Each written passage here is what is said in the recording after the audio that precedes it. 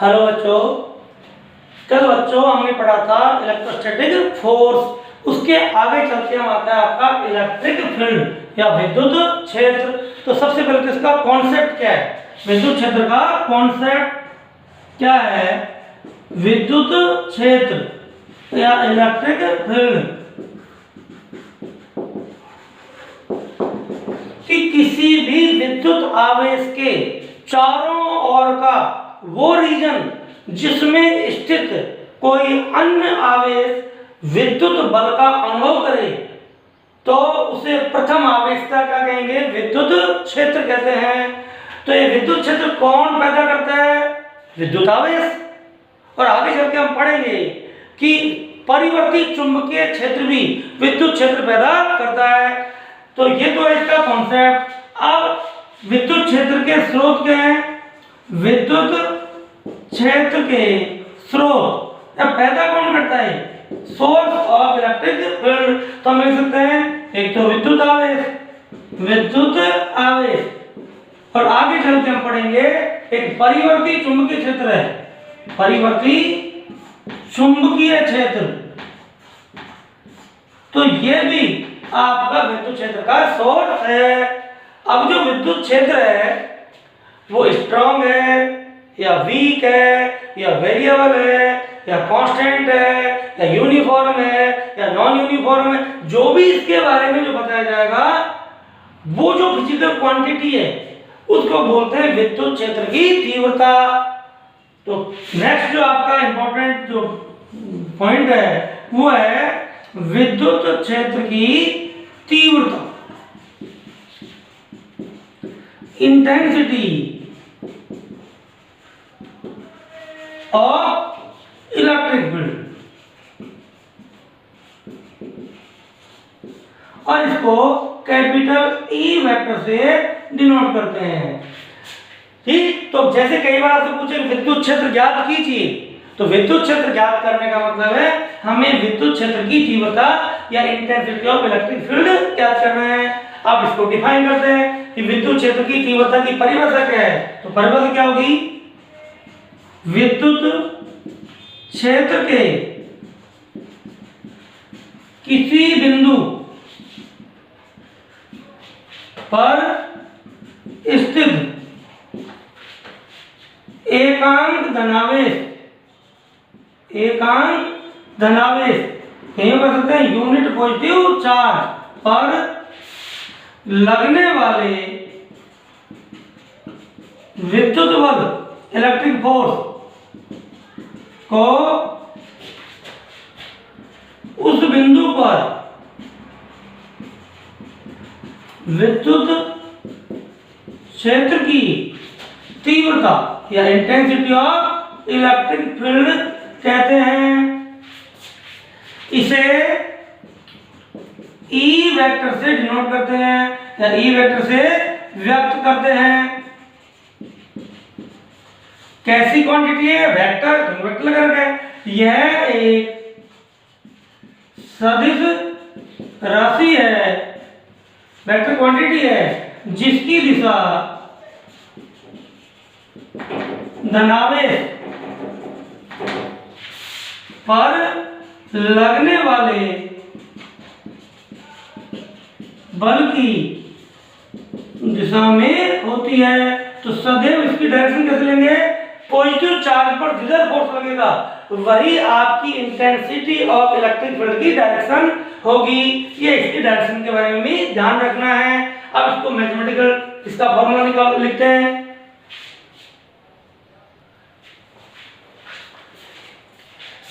यदि विद्युत क्षेत्र के किसी बिंदु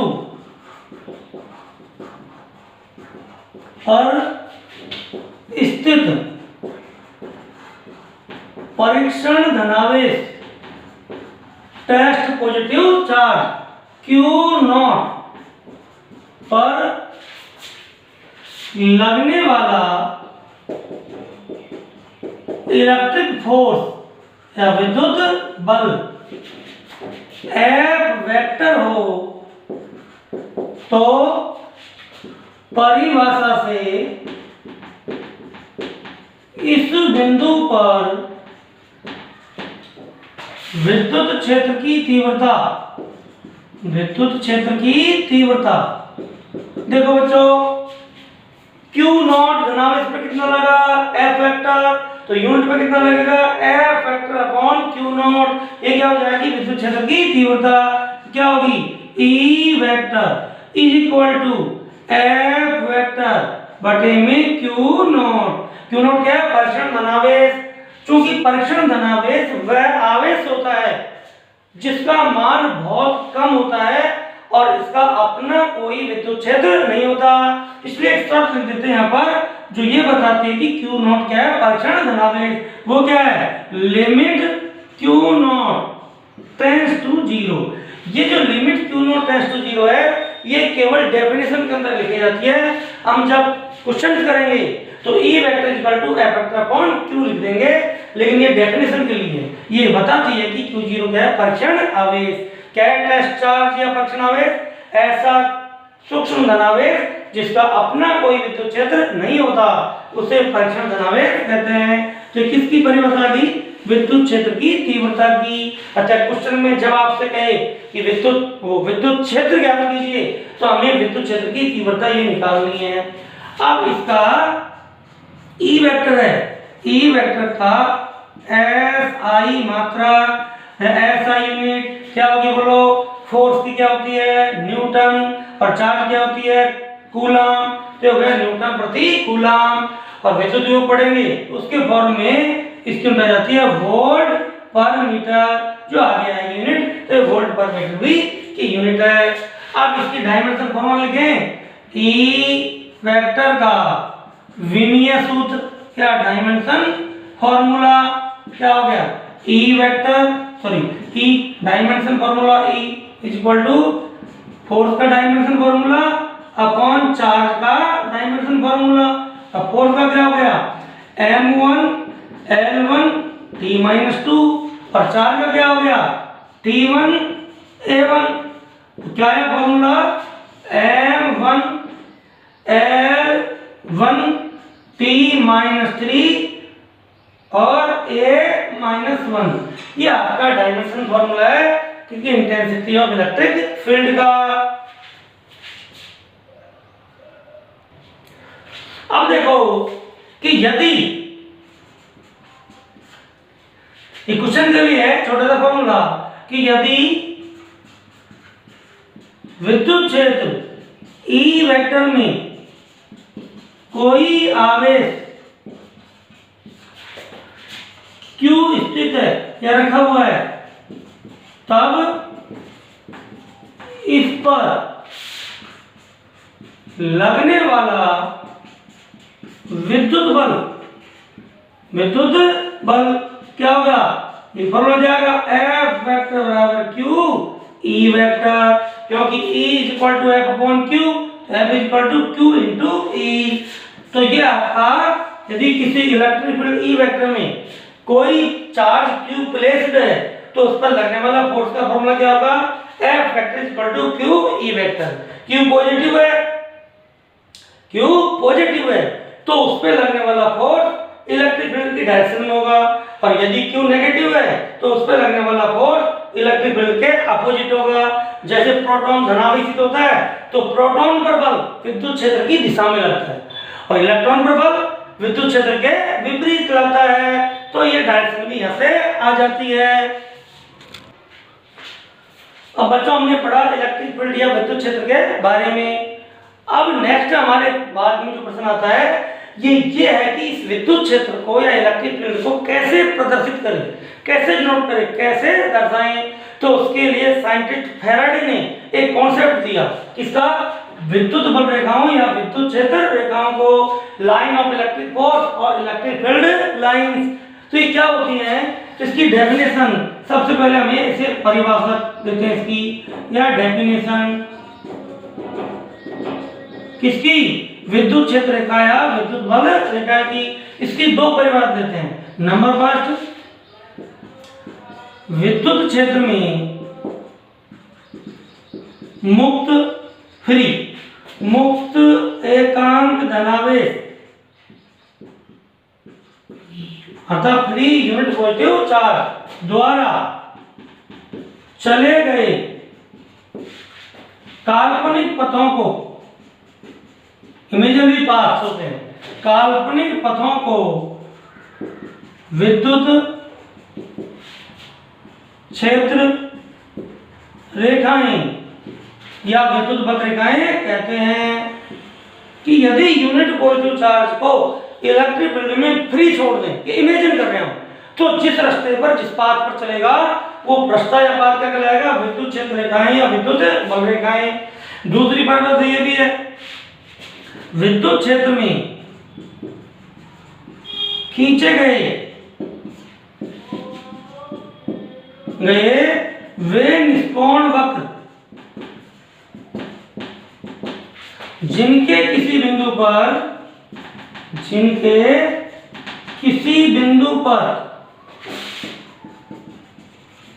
खींची गई स्पर्श रेखा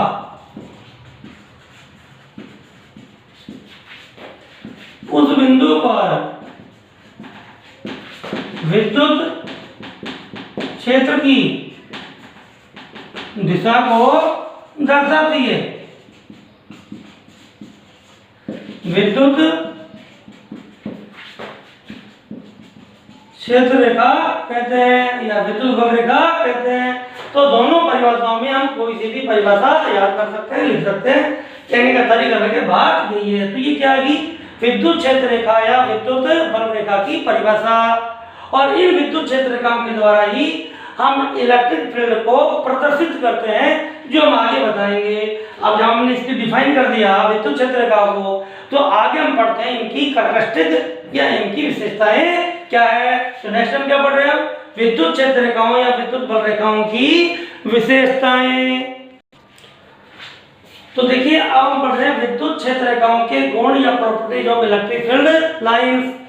अब देखिए हम एक एक विशेषता के बारे में बता रहे हैं, आप नोट कर सकते हैं। नंबर फर्स्ट, यदि ये आपका पॉजिटिव चार्ज है और ये आपका नेगेटिव चार्ज है और यूनिट पॉजिटिव चार्ज को फ्री छोड़ दें, तो इससे क्या होगा, प्रतिकर्षित। इससे क्या होगा, अट्रैक्ट। तो कहां से चलेगी विद्युत क्षेत्र का, धनावेश से चलकर ऋणावेश पर खत्म होगी। यदि यहाँ रखते हैं तो घूम के यहाँ आएगी। तो कहां से स्टार्ट होती है, पॉजिटिव चार्ज से, खत्म कहां पर होती है, ऋणावेश से। और ये जो कर्व क्या है, ओपन कर्व। तो नंबर 1 नोट कर सकते हैं, ये धनावेश से चलकर ऋणावेश पर समाप्त होती है, पहली विशेषता। नंबर 2, ये सदैव खुले वक्रों के रूप में होती है, ओपन कर्व के रूप में। खुले वक्रों, ये हमेशा ओपन कर्व के रूप में होती है। ये बेसिक मूल अंतर आता है किसमें, चुंबकीय क्षेत्र रेखाओं और विद्युत क्षेत्र रेखाओं के बीच में। आगे जब हम पढ़ेंगे तो चुंबकीय क्षेत्र रेखाएं क्लोज्ड कर्व के रूप में होती हैं, बंद वक्रों के रूप में, और ये होती है खुले वक्रों के रूप में। तो दो विशेषता आ गई, धनावेश से प्रारंभ होकर ऋणावेश पर समाप्त होती है। नंबर 2, ये खुले वक्रों के रूप में होती हैं। अब देखो तीसरी विशेषता क्या है कि यदि हमारे विद्युत क्षेत्र रेखा है और इसके किसी बिंदु पर हम स्पर्श रेखा खींचें, तो ये दर्शाता है कि पॉजिटिव चार्ज इस डायरेक्शन में जाएगा, यहाँ खींचे तो इस डायरेक्शन में जाएगा, यहाँ खींचे तो इस डायरेक्शन में जाएगा। तो विद्युत क्षेत्र, तो तीसरी विशेषता है विद्युत क्षेत्र रेखा के किसी बिंदु पर खींची गई स्पर्श रेखा या टेंजेंट, उस बिंदु पर विद्युत क्षेत्र की दिशा को व्यक्त करती है। ये क्या होगी आपकी तीसरी विशेषता, कि विद्युत क्षेत्र रेखा के किसी बिंदु पर खींची गई स्पर्श रेखा उस बिंदु पर विद्युत क्षेत्र की दिशा को दर्शाती है या व्यक्त करती है। चौथी विशेषता देखो, हम कल्पना करें कि माना दो विद्युत क्षेत्र रेखा एक दूसरे को क्रॉस कर रही हैं, तो देखो क्या होगा, इस क्षेत्र रेखा पर स्पर्श रेखा आएगी इस दिशा में, इस पर स्पर्श रेखा आएगी इस दिशा में, तो एक ही बिंदु पर विद्युत क्षेत्र की दो दिशा प्राप्त होगी। ये तो असंभव है कि एक ही टाइम पर आपका पॉजिटिव चार्ज दो डायरेक्शन पर कैसे जा सकता है।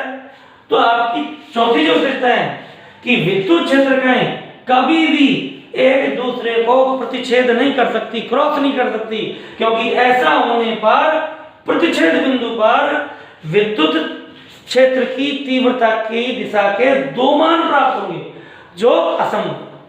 तो कई बार प्रश्न पूछता है कि दो विद्युत क्षेत्रकाएं कभी भी एक दूसरे को प्रतिच्छेद नहीं करती, क्यों? तो आंसर क्या होगा? क्योंकि ऐसा होने पर प्रतिच्छेद बिंदु पर क्षेत्र की दो दिशाएं प्राप्त होंगी जो असंभव है। पांचवा, ये सतत वक्रों के रूप में होती है, कंटिन्यूस कर्व के रूप में होती है, अतः कर्व कंटिन्यूस होगा। ये ऐसे नहीं ब्रेक करके ये चलती है, ऐसे नहीं होगा। ठीक, तो पांचवा क्या है? ये सदैव कंटिन्यूस कर्व या सतत वक्रों के रूप में होती है।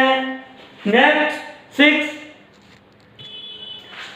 जो आपकी नेक्स्ट प्रॉपर्टी है वो ये है कि ये जो आपका कंडक्टर है, ये चालक है, ये सदैव चालक तल के अभिलंबवत होती है। यदि आपका कोई मेटल सरफेस है तो उस पर कितना एंगल बनाएंगे? ये 90 डिग्री का एंगल बनाएंगे हमेशा ही। तो सदैव चालक तल के अभिलंबवत होती हैं एवं ये चालक के पृष्ठ के अंदर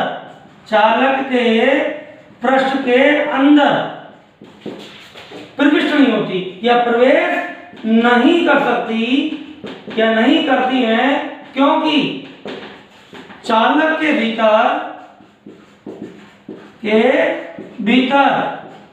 इक्वल क्या होता है? 0। विद्युत क्षेत्र शून्य होता है, और जब विद्युत क्षेत्र शून्य है तो वहां विद्युत क्षेत्रकाएं नहीं होंगी।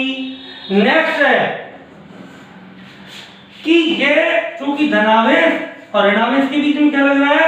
आकर्षण बल लग रहा है, अतः ये अपनी लंबाई की दिशा में संकुचित होने का, सिकुड़ने का प्रयास करती हैं, जो ये दर्शाता है कि विपरीत प्रकृति के आवेशों के मध्य आकर्षण बल लगता है, और ये अपनी लंबाई के लंब दिशा में इधर एक दूसरे से दूर हटने का प्रयास करती हैं, जो ये दर्शाता है कि समान प्रकृति के आवेशों के बीच प्रतिकर्षण बल होता है। तो ये 9 हो गया आपकी। नेक्स्ट ये है कि यदि हमारे पास कोई क्षेत्रफल है, कोई सरफेस है, उससे अभिलंबित विद्युत क्षेत्र कहे जाते हैं, किससे? इकाई क्षेत्रफल से। तो उस बिंदु पर विद्युत क्षेत्र की तीव्रता के परिमाण को दर्शाते हैं। मैं बोल रहा हूं नेक्स्ट 10 यह है कि विद्युत क्षेत्र के अभिलंबवत स्थित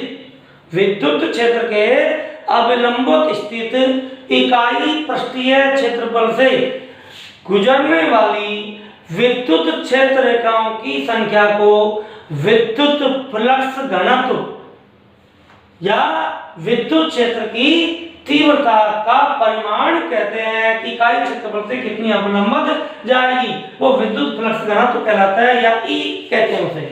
ठीक, उसके अलावा नेक्स्ट है अब आपका समरूप विद्युत क्षेत्र या यूनिफॉर्म इलेक्ट्रिक फील्ड, ऐसा विद्युत क्षेत्र जिसके सभी बिंदुओं पर विद्युत क्षेत्र की तीव्रता समान होती है, उसे क्या बोलते हैं? समरूप विद्युत क्षेत्र। तो उसको किस प्रकार दर्शाते हैं विद्युत क्षेत्र का में? उसको इस तरह से दिखाएंगे, हमें बार बार इसकी जरूरत भी पड़ेगी। ये देखो, ये हमने देखा है कैसे की थी, परस्पर समांतर है और ये समान दूरी पर, ये दूरी हो, ये बराबर है, और परस्पर क्या है? समांतर। तो समरूप विद्युत क्षेत्र को कैसे दर्शाएंगे? समरूप विद्युत क्षेत्र को परस्पर समांतर और समदूरस्थ स्थित क्षेत्र रेखाओं द्वारा दर्शाते हैं। तो किसको बता रहा है? Uniform electric field.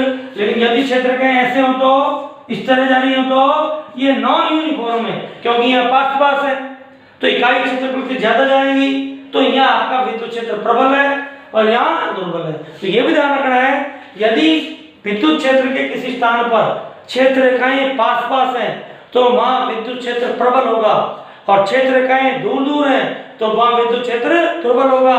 और किसी बिंदु से कोई क्षेत्र रेखाएं नहीं गुजरे तो वहां पर विद्युत क्षेत्र शून्य होगा, उसे न्यूट्रल पॉइंट भी कहते हैं। अब है आपका विद्युत क्षेत्र रेखाओं का प्रदर्शन या demonstration of electric field line, कि कोई विभिन्न प्रकार के चार्ज डिस्ट्रीब्यूशन है या चार्जेज हैं, तो उनका इलेक्ट्रिक फील्ड कैसा होगा या इलेक्ट्रिक फील्ड लाइन उनकी कैसी होंगी, वो हम कैसे बताते हैं। तो सबसे पहले हम बनाते हैं विद्युत क्षेत्र किसकी, बिंदु धनावेश, बिंदु धनावेश या पॉजिटिव पॉइंट चार्ज। तो जब उसकी विद्युत क्षेत्र का कैसे बनाएंगे, इस तरह बनाएंगे।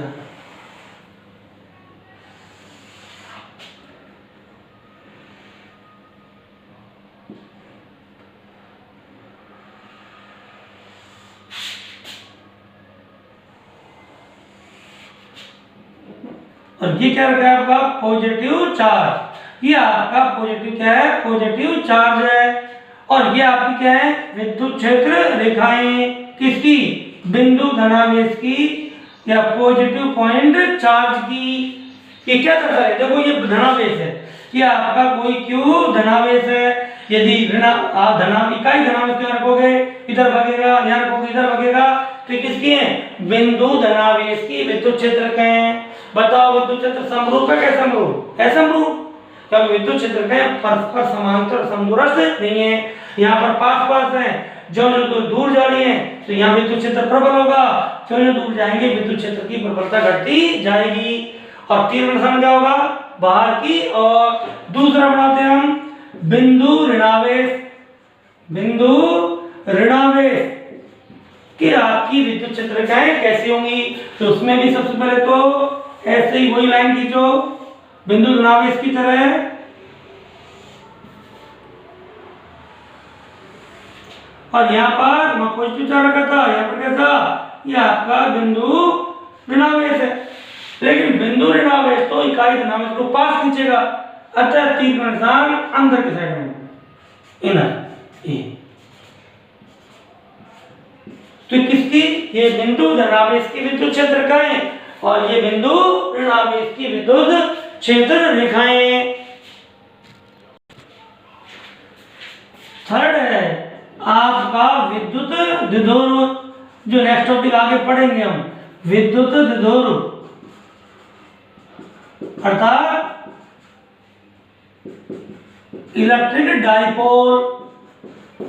इसकी विद्युत क्षेत्र का खींचेंगे कि यदि आपके समान परिमाण और विपरीत प्रकृति के दो बिंदु आवेश, ये आपका प्लस क्यू है और ये माइनस क्यू है, एक दूसरे के बिल्कुल पास रखे हो, तो आवेशों का ये जो पेयर है, ये युग्म है, वो क्या कहलाता है, विद्युत द्विध्रुव कहलाता है, जिसके बारे में आगे पढ़ेंगे।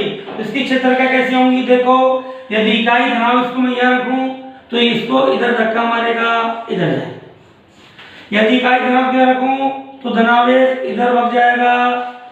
यदि धनावेश को यहाँ रखूं तो ऋणावेश की ओर पास आएगा आकर्षण बल के कारण। यदि धनावेश को मैं यहाँ रखूं, इकाई धनावेश को, तो ये क्या कहेगा कि इस डायरेक्शन में, क्योंकि यदि इकाई धनावेश को यहाँ रखता हूं तो इनको मिलाने वाला क्या काम, इधर फोर्स लगेगा और ऋणावेश इसको इधर खींचेगा। अब धनावेश कहेगा इधर जा, इधर जा, मैं कहता हूं नहीं तो इधर जा, नहीं तो उधर जा, तो सुधर जा, अर्थात रिजल्टेंट फोर्स की डायरेक्शन में चलेगा। तो क्या होगा, यदि आपका आवेश इधर है तो देखो दोनों फोर्सों का इस तरह से घूमता हुआ यहाँ पहुंचेगा, इधर इसी तरह से रखे तो घूमता हुआ इधर पहुंचेगा, और रखे तो घूमता हुआ इधर आएगा, यहाँ रखे तो घूमता हुआ इधर आएगा, इस तरह से होगी। ठीक, एक कॉकरोच की मूंछ जैसी, यहाँ पर पॉजिटिव से आउटवर्ड और यहाँ इनवर्ड ये डायरेक्शन होंगी। तो किसकी क्षेत्र का है, ये विद्युत द्विध्रुव की इलेक्ट्रिक फील्ड लाइंस है। लेकिन ध्यान रखना है दिशा हमेशा पॉजिटिव से नेगेटिव की ओर होगी, ठीक, पॉजिटिव से दूर और नेगेटिव के पास। तो किसकी इलेक्ट्रिक फील्ड लाइन होगी, है विद्युत द्विध्रुव की इलेक्ट्रिक फील्ड लाइंस। अब नेक्स्ट हम किसकी विद्युत क्षेत्र लिख रहे हैं, एक दूसरे के निकट रखे समान परिमाण और समान प्रकृति के बिंदु आवेशों की विद्युत क्षेत्र रेखाएं। कि माना हमारे पास ये आवेश और ये आवेश समान ही प्रकृति के, दोनों पॉजिटिव हैं, दोनों के मान भी माना समान है, इनकी क्षेत्र कैसे होंगी, या दोनों ही ये भी नेगेटिव है और ये भी नेगेटिव है, ये भी क्यू है, ये भी क्यू है, तो इस जोड़े की विद्युत क्षेत्रकाएं कैसे होंगी।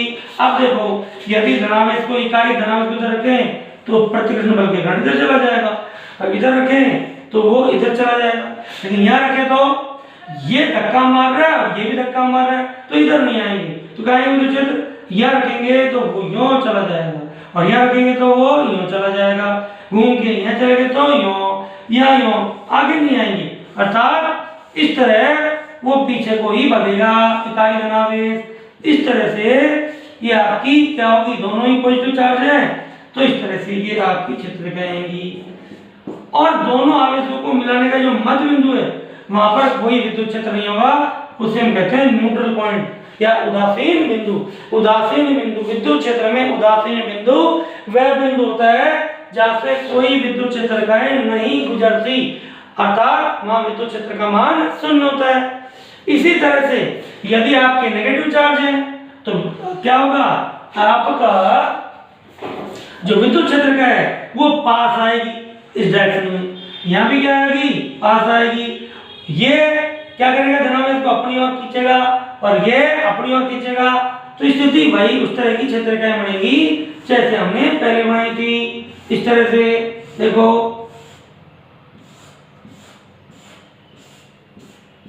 और ये आपका ये न्यूट्रल पॉइंट बनेगा, लेकिन दिशा क्या होगी, इनवर्ड डायरेक्शन में होगी, अंदर की तरफ होगी।